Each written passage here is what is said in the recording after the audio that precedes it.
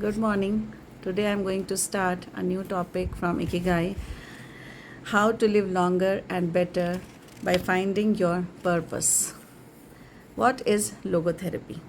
A colleague, when asked Franklin to define his school of psychology in a single phrase, he replied, well, in logotherapy, the patient sits upright and has to listen to things that on occasion hard to hear. To which his friend described psychoanalysis to him in the following term. In psychoanalysis, the patient lies down on a couch and tells you things that are on occasion hard to say. Franklin explains that one of the first questions he would ask his patients was, why do you not commit suicide?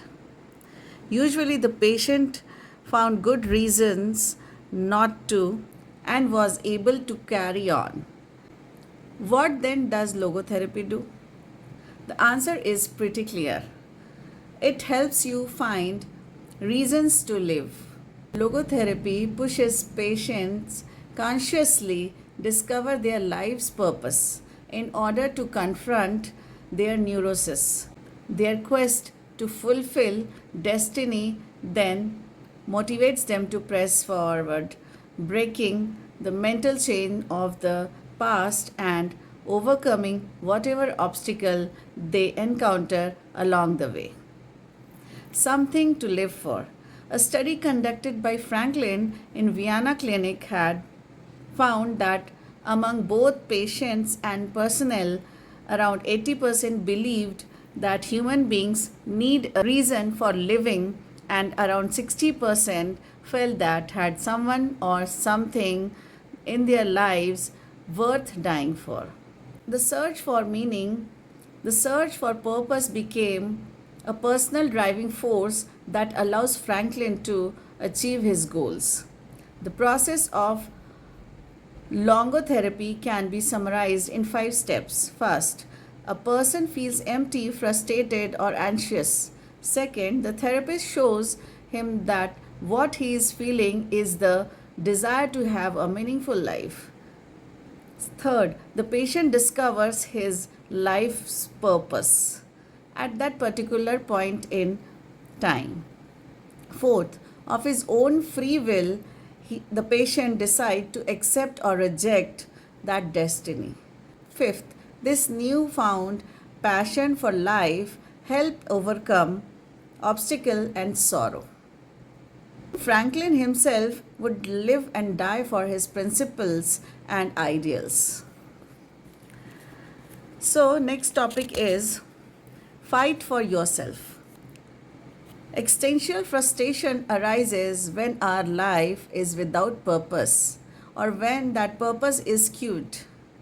In Franklin views where there is no need to see this frustration as an abnormality or symptoms of neurosis. Instead, it can be a positive thing, a catalyst for change. Logotherapy does not see this frustration as mental illness, the way other forms of therapy do, but rather as spiritual anguish, a natural and beneficial phenomenon that drives those who suffer from it to seek a cure, whether on their own or with the help of others, and is so doing to find greater satisfaction in life. It helps them change their own destiny. Logotherapy enters the picture if the person needs help doing this. If he needs guidance is in discovering his life's purpose and later in overcoming conflicts so he can keep moving towards his objectives. Franklin believed that our health depends on the natural tension that comes from comparing what we have accomplished so far with what we would like to achieve in the future. What we need then?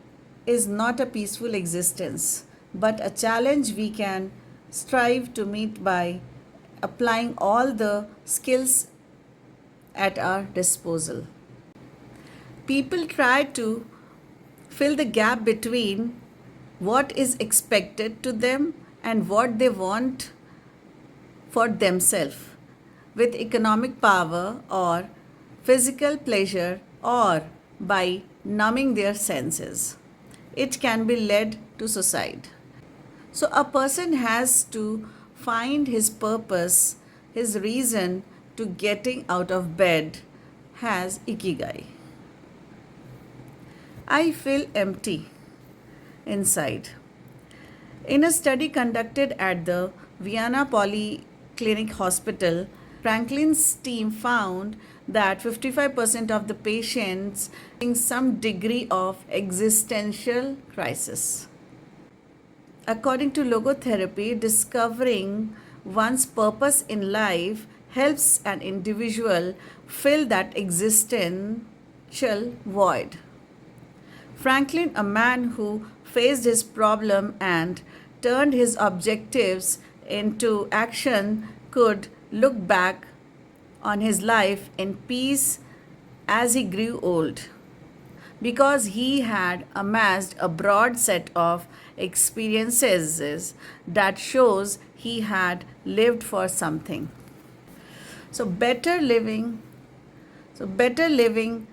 through logotherapy, a few key ideas. 1. We don't create the meaning of our life, we discover it. Second, we each have a unique reason for being, which can be adjusted or transformed many times over the year. Third, just as worry often brings about precisely the things that was feared, excessive attention to a desire can keep that desire from being fulfilled. Fourth, humor can help break negativity and reduce anxiety. Fifth, we all have the capacity to do noble or terrible things. The side of the equation we end up on depending on our decisions, not on the condition in which we find ourselves. Thank you.